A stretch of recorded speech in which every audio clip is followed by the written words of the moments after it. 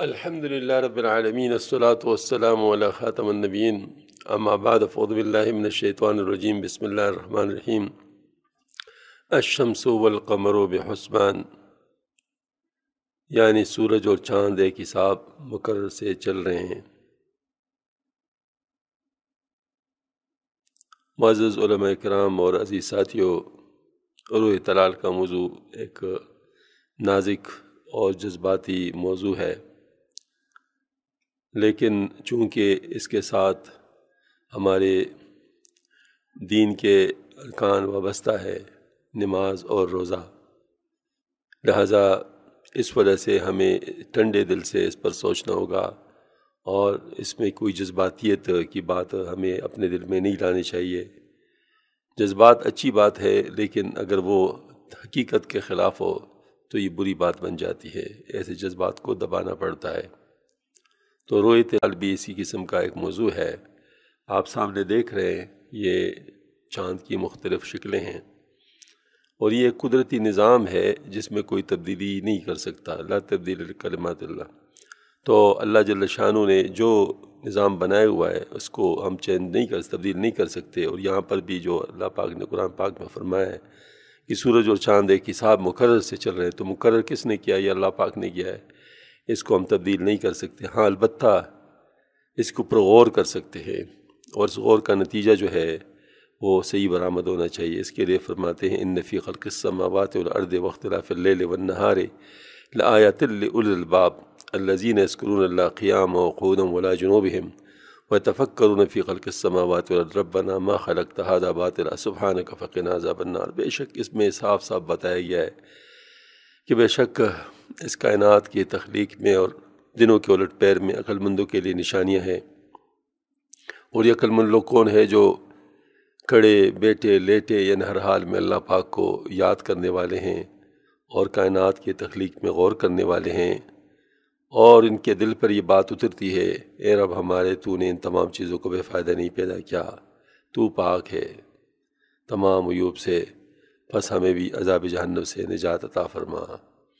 تو اس کا مطلب یہ ہے کہ ہمیں ذکر کے ساتھ اس کو شروع کرنا چاہیے، تاکہ ذکر کی برکت سے اللہ جل شانہ ہمیں صحیح فکر عطا فرمائے، اور صحیح فکر کے ذریعے سے ہم حقیقت تک پہنچ سکیں۔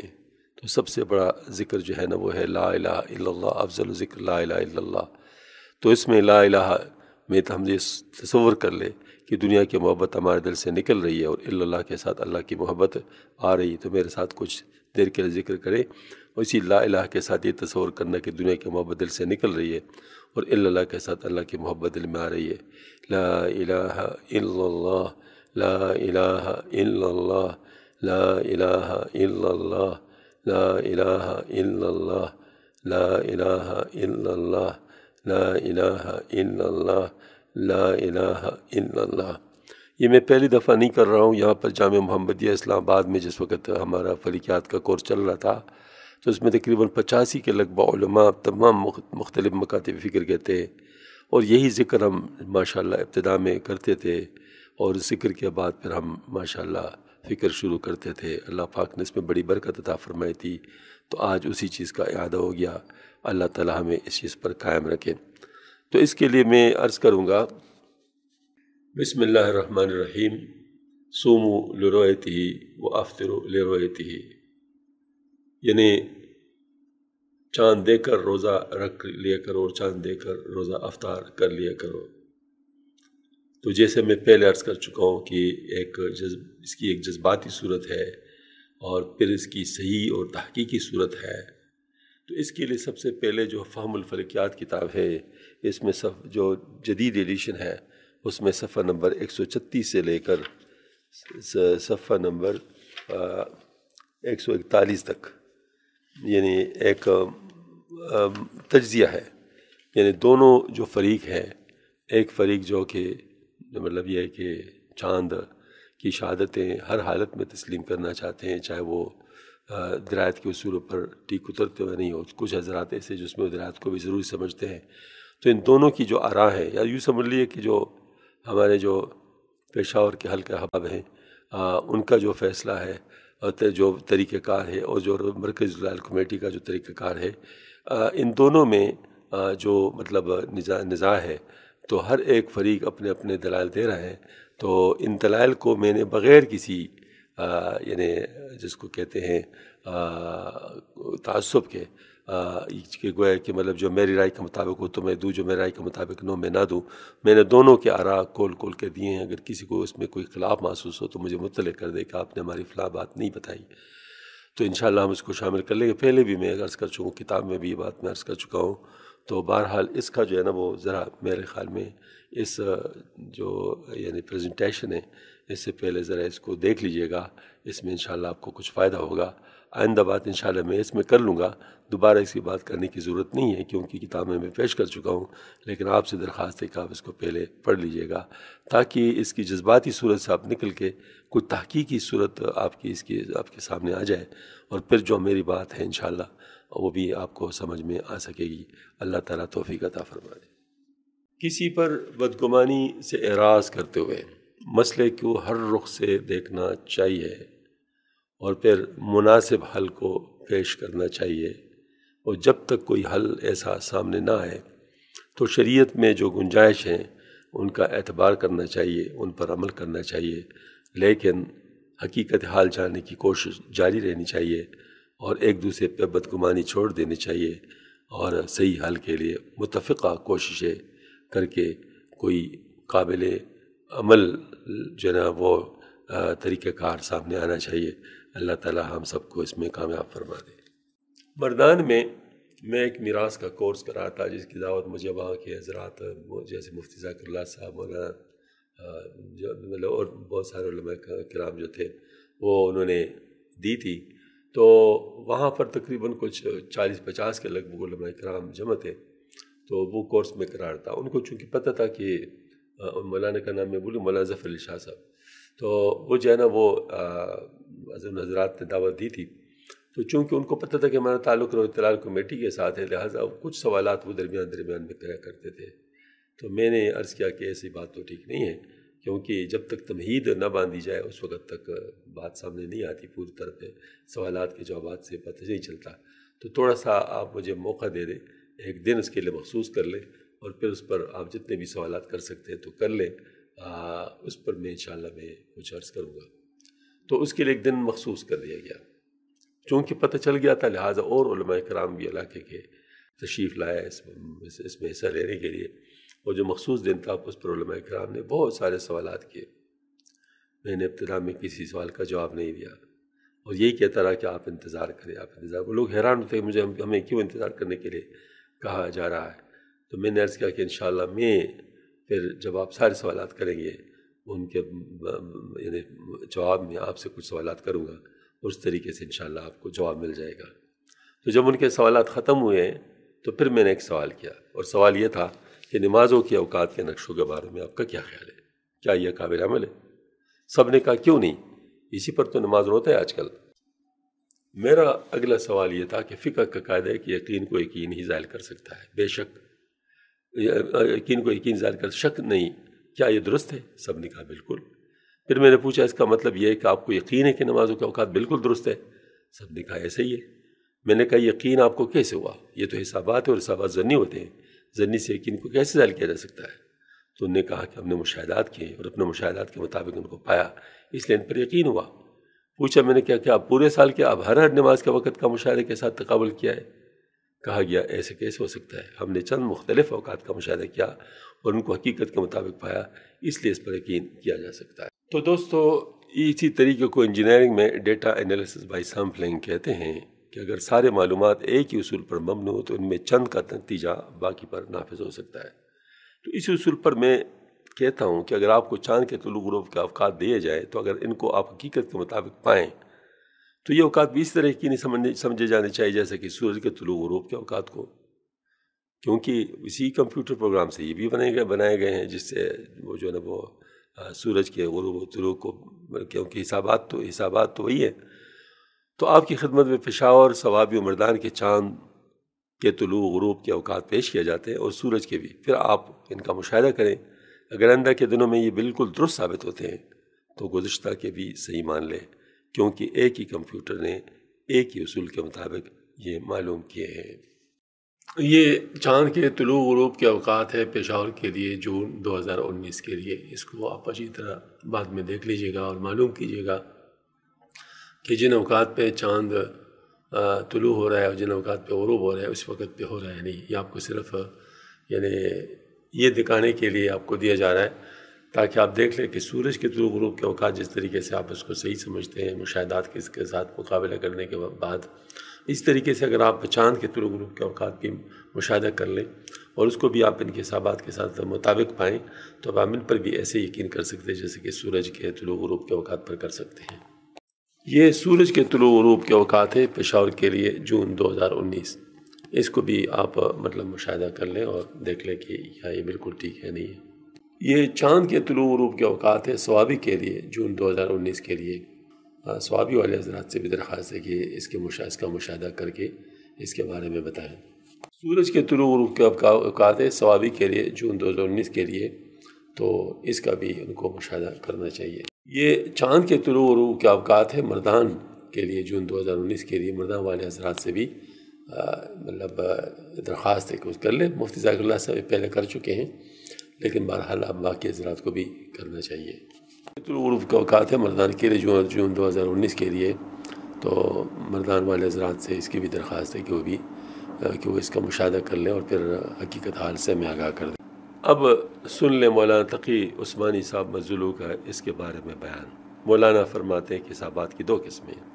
ایک جو قطعی ہیں مثلا چاند کی ولادت کے اوقات، ایک جو ظنی و تجربات یہ مثلا چاند کی عمر کتنی ہو یا افق سے کتنا بلند ہو یا چاند سورج کے غروب ہونے کے کتنے دیر بعد افق پر موجود ہو کہ وہ نظر آ سکے.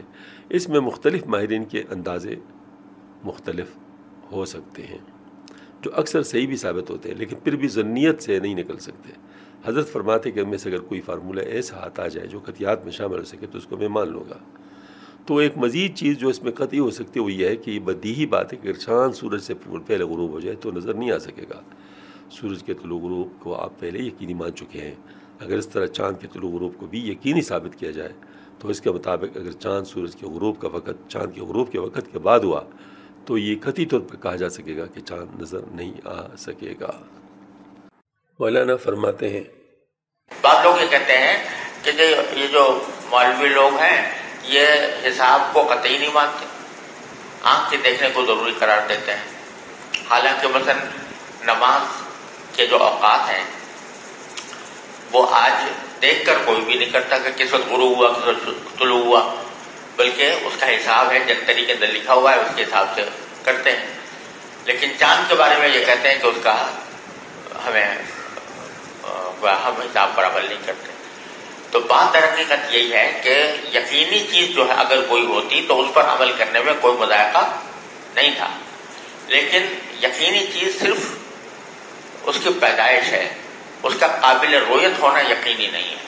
جب قابل رؤیت ہونا یقینی نہیں ہے تو پھر اس کے اوپر عمل کرنا بھی مشکل ہے. لیکن اب کچھ مسلمان سائنسدانوں نے کچھ فارمولے بنائے ہیں کہ بھئی کس طریقے سے اس کا تعین کیا جا سکتا ہے، کتنے گھنٹے کے بعد کیا جا سکتا ہے. اس کے کچھ فارمولے بنائے ہیں. ابھی کچھ پچھلے دنوں ترکی میں ایک کانفرنس ہوئی تھی جس میں اس کا ایک فارمولہ بنایا گیا تھا اور اس پر بہت لوگوں نے اتفاق کا بھی اظہار کیا.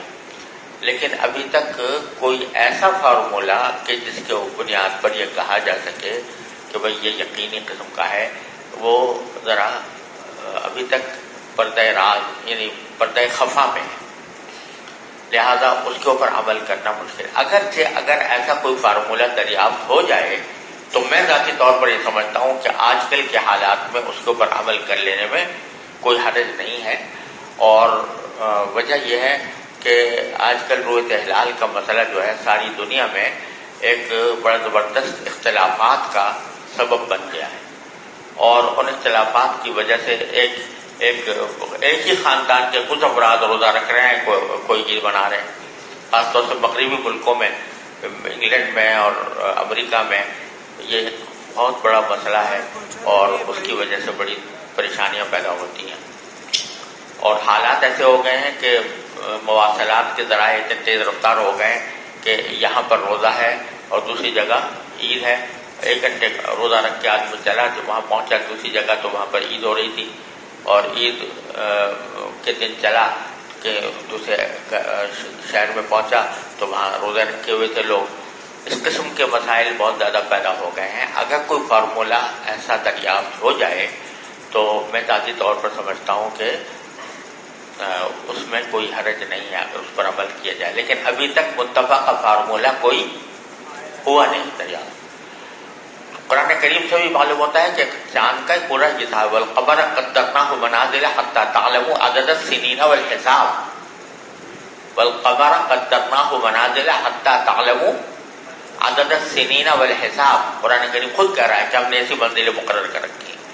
لہذا اگر کوئی فارمولہ ایسا دریافت ہو جاتا ہے تو اس میں بہت زیادہ تشدد کی ضرورت مجھے نہیں معلوم ہوتی. پچھلے دنوں خود مکہ مکرمہ میں ایک کانفرنس تھی رویت ہلال کے بارے میں، جس کے لیے میں نے مقالہ بھی لکھا، وہ چھپ بھی کیا ہے. تو وہاں سارے علماء تقریباً اس بات پر متفق ہو گئے، قرارداد پاس ہو گئی کہ جب تک ممکن نہ ہو اس وقت میں شہادت کا اعتبار نہیں ہے. سمجھے؟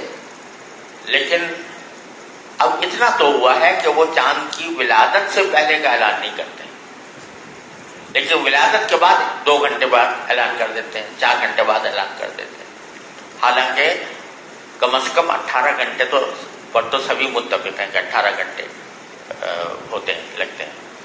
اس وجہ سے ذرا سعودی عرب کے ساتھ چلنا مشکل ہو گیا، سمجھ گئے.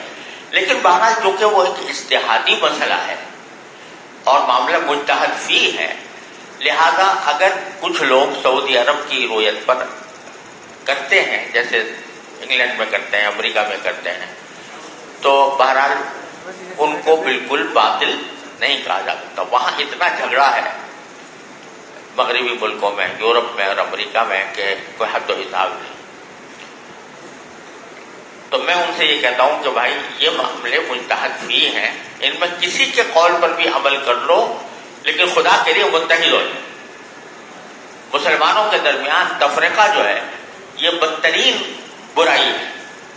اس برائی سے بچنے کے لیے اگر کسی قول مرجوح پر بھی عمل کر لیں، سب متفق ہو جائیں تو ٹھیک ہے، کوئی حرج نہیں. اب ہوتا ہی ہے جب میں یہ بات کہتا ہوں تو ادھر والے اس کو اپنے حق میں لے جاتے ہیں، ادھر والے اپنے حق میں لے جاتے ہیں. اب میں نے جواب دینا ہی چھوڑ دیا.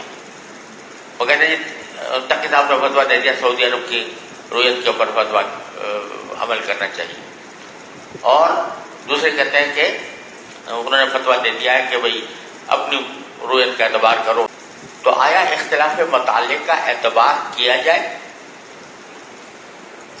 اعتبار کرنے کا معنی یہ ہے کہ یہ سمجھا جائے کہ اگر کراچی میں نظر آیا ہے چاند تو لاہور والوں کو اوپر حجت نہ ہو، وہ اپنی رویت کا اعتبار کریں یا اپنی رویت کا اعتبار کریں.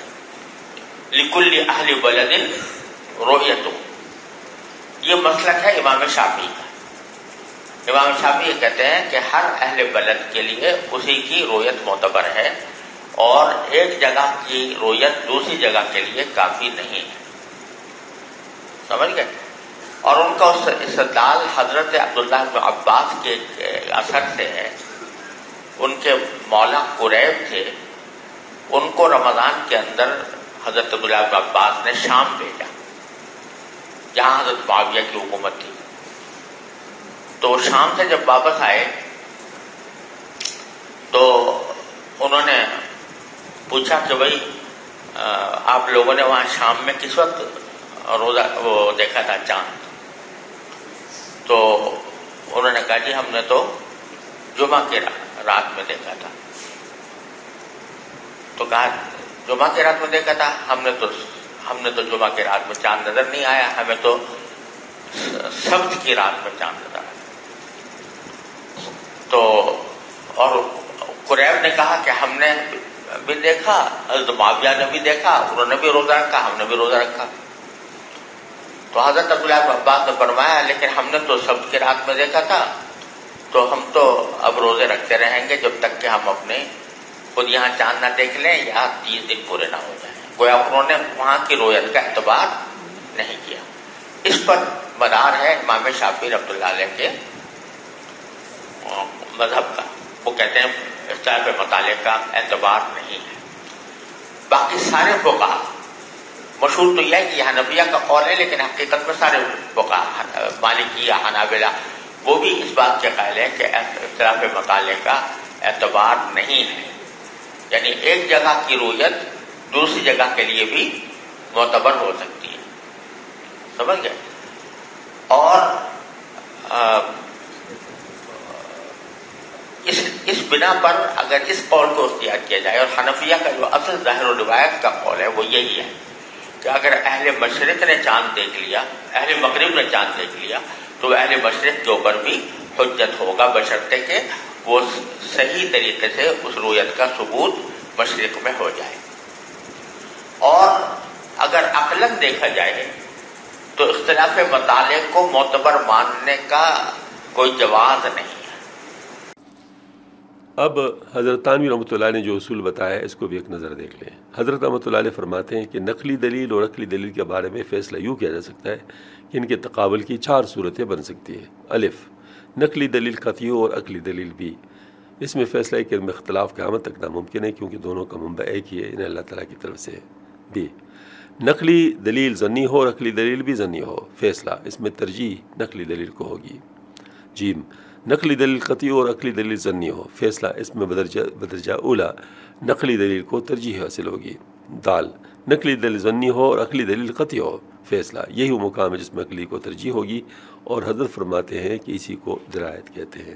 تو درایت کے اصولوں کو سمجھنے کے بعد ہم لوگ اس میں بھی فیصلہ کر سکیں گے کہ کون سا طریقہ کار ہم اختیار کر لیں. اب رویت ہلال کے لیے چاند کی رویت کی شہادتوں کا لینا ضروری ہے یا نہیں؟ اس میں فیصلہ اس بنیاد پر یہ ہوگا کہ چاند کا دیکھنا ضروری ہے کیونکہ حدیث شریف میں اس کی صراحت موجود ہے، اور اس بات کا نتیجہ ہر صورت میں یقینی نہیں، اس لیے چاند کا دیکھنا ضروری ہوا. لیکن اب شہادت بذات خود ظنی ہے کیونکہ دیکھنے والے کو دھوکہ لگ سکتا ہے، جیسے انس رضی اللہ عنہ کو ہوا تھا. آثار میں واقعہ موجود ہے، اس سے گواہ پر جربی ثابت ہوا. اس صورت میں اگر چاند کی ولادت ابھی نہیں ہوئی ہو یا چاند سورج سے پہلے غروب ہو چکا ہو تو شہادتیں کتنی بھی ہو ان کا اعتبار نہیں کیا جائے، کیونکہ چاند کا نظر نہ آنا بھی قطعی طور پر اس صورت میں ثابت ہے، تو ان شہادتوں کو قبول نہیں کیا جائے گا. بہت ہی اہم نتیجہ، اگر کسی علاقے سے اس قسم کے حالات میں بھی کثیر تعداد میں چاند کے دیکھنے کا شہادتیں آتی ہیں تو اس بات کا ثبوت ہے کہ اس علاقے کے لوگوں میں احتیاط کا فقدان ہے، ان کو فریب نظر کی بیماری ہے. اس لیے ان کے باقی احوال کی شہادتیں بھی کافی غور کے ساتھ قبول یا رد کی جائیں گی، کیونکہ لوگوں کو ممکن غلط فیصلے سے بچانا جو ہے، اس میں اس علاقے کے لوگوں کو بھی تعاون کرنا چاہیے کہ ان کے لیے بھی اچھا ہے. جیسے کہ مشورہ مانگا جائے تو ہر ایک اپنا صدر ضرور بتاتا ہے کہ ممکن ہے اللہ تعالیٰ نے کسی کے دل میں اس وقت کے لحاظ سے بہتر بات ڈالی ہو، لیکن اعتبار امیر کے صدر کا ہوتا ہے. اگر کسی کا مشورہ انہوں نے قبول نہیں کیا تو اس کو خوش ہونا چاہیے کہ اچھا ہوا اگر لیتے اور اس میں نقصان ہوتا تو میں ذمہ دار ہوتا. اس طرح چاند سب دیکھیں اور کمیٹی سب کی شہادتیں لے، لیکن اگر کمیٹی نے کوئی شہادت قبول نہیں کی تو اس پر ناراض ہونے کے بجائے خوش ہونا چاہیے. رویت ہلال کے بارے میں ابھی تک 3 موقف سامنے آئے ہیں پاکستان کے حد تک کی بات کریں. پہلا موقف دین سے ناواقف سائنسدانوں کا موقف ہے. دوسرا درایت سے عاری محض عدالت کے بنیاد پر شہادت لینے والوں کا موقف ہے. تیسرا درایت اور عدالت دونوں کی بنیاد پر شہادت لینے والوں اور دینے والوں کا موقف ہے. ان تینوں موقفوں کو سمجھنا چاہیے اور ان میں سے جو حق ہے وہ لینا چاہیے اور جو غلطی ہے اس کی درستگی ضروری ہے. پہلا موقف وفاقی وزیر فواد چودھری اور ان کے ہم نواؤں کا ہے. دوسرا موقف مسجد قاسم علی خان اور ان کے ہم نواؤں کا ہے. تیسرا موقف مرکزی رویت ہلال کمیٹی کا ہے. ان تینوں نے اپنے اپنے موقف کے بارے میں بہت ساری باتیں اخباروں کے ذریعے سے کی ہے اور بڑی تند و تیز تقریریں بھی کرتے رہے. اس سے ہمارا کوئی غرض نہیں ہے، ہمیں تو صرف تحقیق کرنی ہے کہ کون سا موقف صحیح ہے کون سا غلط ہے، اور اگر صحیح نہیں ہے تو کتنا صحیح نہیں ہے اور اس کو کیسے صحیح کیا جا سکتا ہے، اور اگر غلط ہے تو کتنا غلط ہے، اس غلطی کو کیسے دور کیا جا سکتا ہے. اس سے زیادہ ہمیں اس کے ساتھ کوئی سروکار نہیں، کیونکہ مسئلہ ذاتیات کا نہیں ہے، یہ تو اصولوں کا ہے. جہاں تک پہلا موقف کی بات ہے تو شرعی لحاظ سے یہ تو بالکل قابل رد ہے، کیونکہ اس میں حدیث شریف سوم الرویت و افطر الرویت کی خلاف ورزی ہے جو شرعاً قابل قبول نہیں ہے. بحیثیت سائنسدان، کیونکہ میں بھی سائنسدان ہوں، میں امکان اور اور یقینی میں فرق جانتا ہوں کہ یعنی امکان کس کو کہتے ہیں اور جو یقینی بات ہوتی ہے یہ کیا ہوتا ہے، اس میں فرق جانتا ہوں. اس لیے اگر امکان بہت زیادہ بھی ہو تو اس کو ہم یقین نہیں کہہ سکتے، جس کو ہم کہہ سکتے ہیں پرابیبلٹی. تو پرابیبلٹی اور چیز ہے اور سرٹینٹی اور چیز ہے. پرابیبلٹی کو ہم سرٹینٹی نہیں کہہ سکتے. اس لیے چاند چاہے کتنا ہی نظر آنے کے قابل ہو، اگر پورے آسمان پر مثلا بادل چھا جائیں اس کا نظر آنا ممکن نہیں ہوگا، تو اس حدیث شریف کے روزے 30 پورے کرنے پڑیں گے. کوئی بھی نہیں کہہ سکتے ان بادلوں کے پیچھے بالکل فل چاند موجود، یعنی چاند بالکل موجود ہے. کوئی اندھا سے مراد ایک بہت کم نظر والے بھی اگر دیکھے گا تو دیکھ سکے گا. ہم کہیں گے نظر تو نہیں آیا، اور نظر آنا ضروری ہے.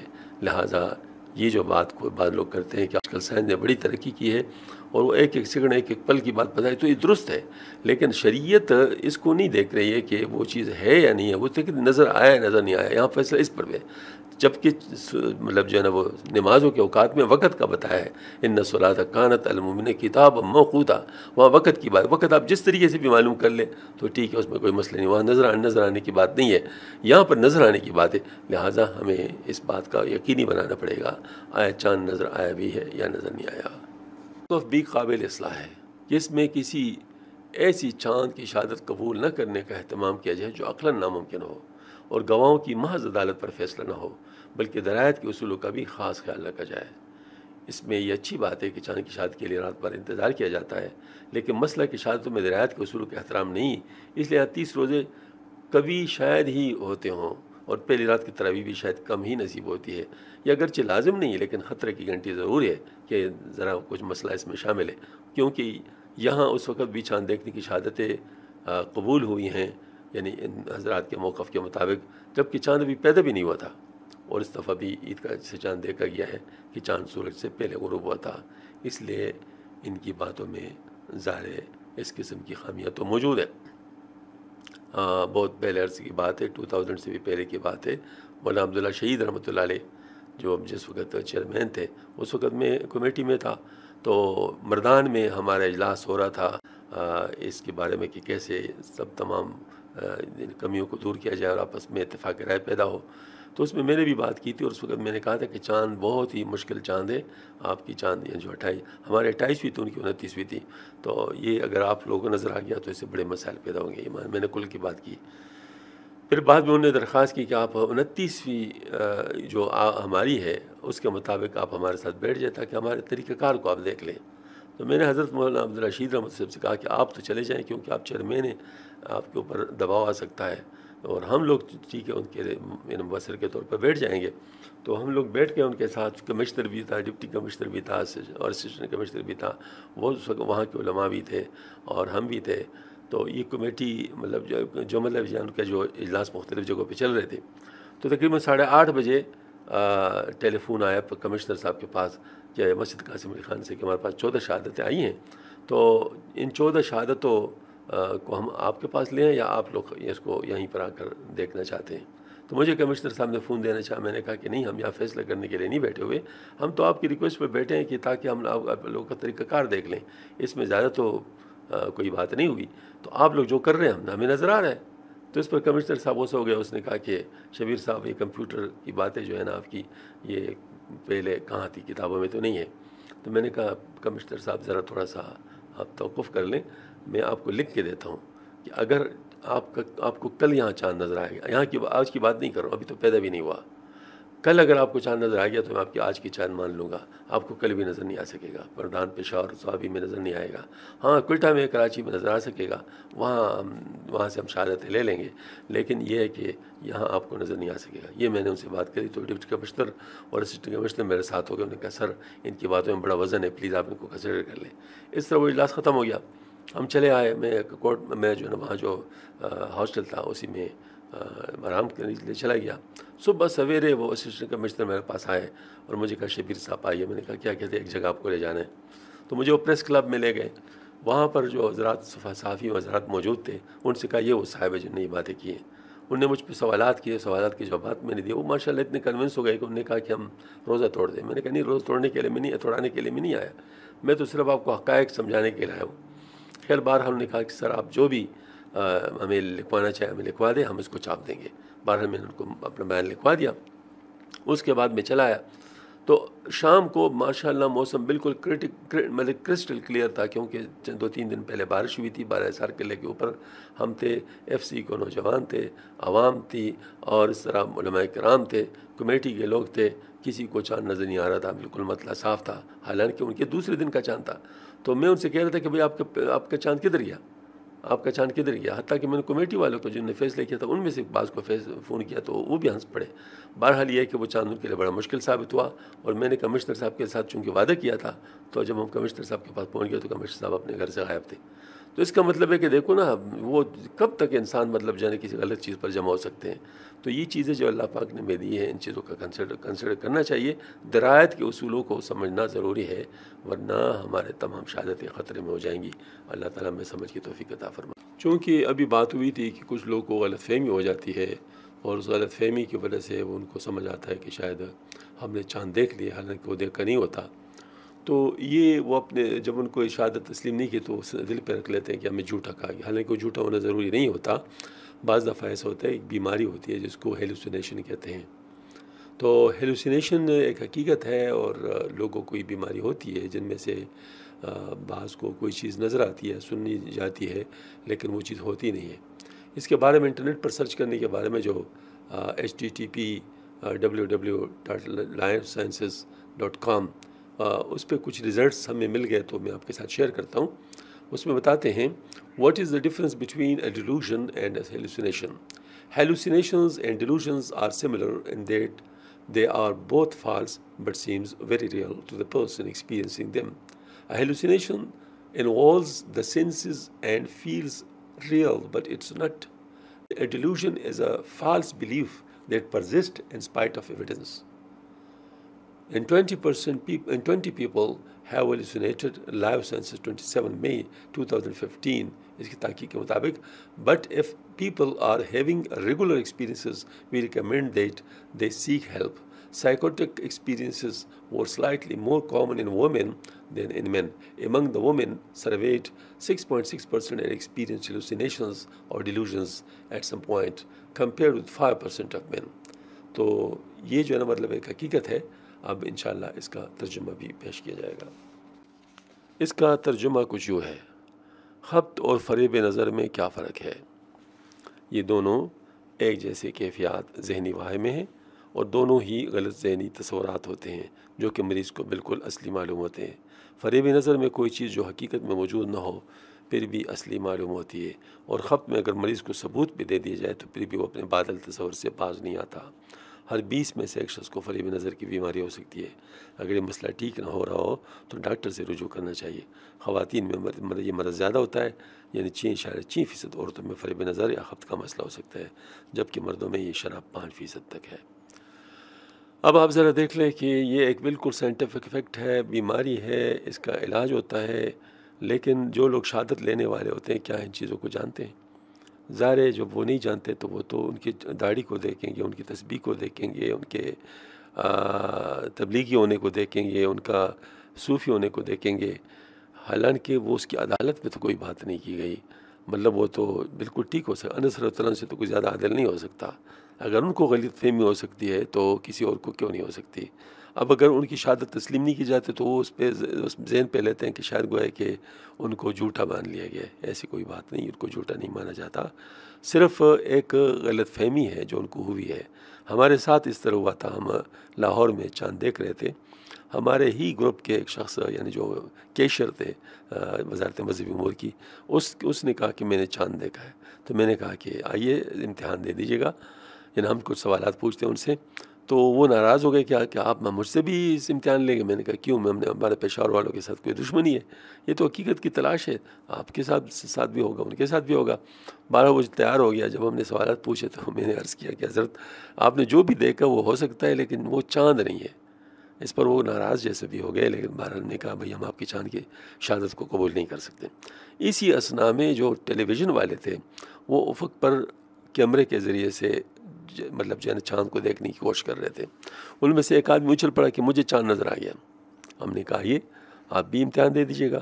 جب وہ تشریف لائے تو ان کے جب ہم نے امتحان لے لیا تو ماشاءاللہ وہ بالکل اس نے صحیح جوابات دے دیے. میں نے کہا بھئی آپ نے تو واقعی چاند دیکھ لیا. اس کے بعد اس نے کہا کہ میں نے اس کے ٹی وی میں تصویر بھی محفوظ کر لی ہے. یعنی وہ کیمرے میں نے کہا دکھا دیجیے گا. اس نے جب دکھا دیا تو ماشاءاللہ وہ بالکل ہمارے کمپیوٹر کی تصویر کی طرح تھا, جیسے کہ ہم نے تصویر یعنی کیلکولیٹ کیا تھا اسی طرح تھا. تو اس سے اگرچہ پتہ چلے گا ہمارے کمپیوٹر بالکل صحیح کیلکولیشن کر رہا ہے, لیکن ایک ہمارے ممبر وہ ذرا جولی طبیعت کے تھے, تو اس نے کہا شاہ صاحب یہ کہیں آپ کے کمپیوٹر سے تو اس نے چوری نہیں کیا. تو بہرحال مطلب میری یہ ہے کہ اس قسم کی بات ہے, اس کی تصدیق بھی ہو سکتی ہے, تردید بھی ہو سکتی ہے. اس کو اپنے دل پہ نہیں لینا چاہیے. یہ تو ایک بیماری ہو سکتی ہے کہ کوئی بیمار ہونا کوئی جرم تو نہیں ہے, اس کا تو علاج ہوتا ہے. تو بہرحال 5% بہت بڑی چیز ہے, یعنی 20 میں 1. تو اگر مثال کے طور پر 20,000 لوگ اگر چاند دیکھیں, اس میں سے 1,000 کو غلطی لگ سکتی ہے. ہاں تو 1,000 شہادتیں کتنی ہوگی؟ تو اس وجہ سے اگر اس قسم کی بات بعضوں کو بہت ہو, جیسے ایوب بلخی رحمۃ اللہ علیہ تھے, اس نے کہا تھا کہ اگر بخارا کے 500 لوگ بھی آ جائے شہادت دیں تو اس کو ہم جو ہے نا وہ جمع غفیر نہیں کہیں گے, اور اگر بلخ کے 1000 آ جائے تو بھی ان کو جمع غفیر نہیں کہیں, کیونکہ یہ بیماری شاید ادھر بھی زیادہ ہوگی. ممکن ہے بعض علاقوں میں بعض بیماری زیادہ ہوتی ہے.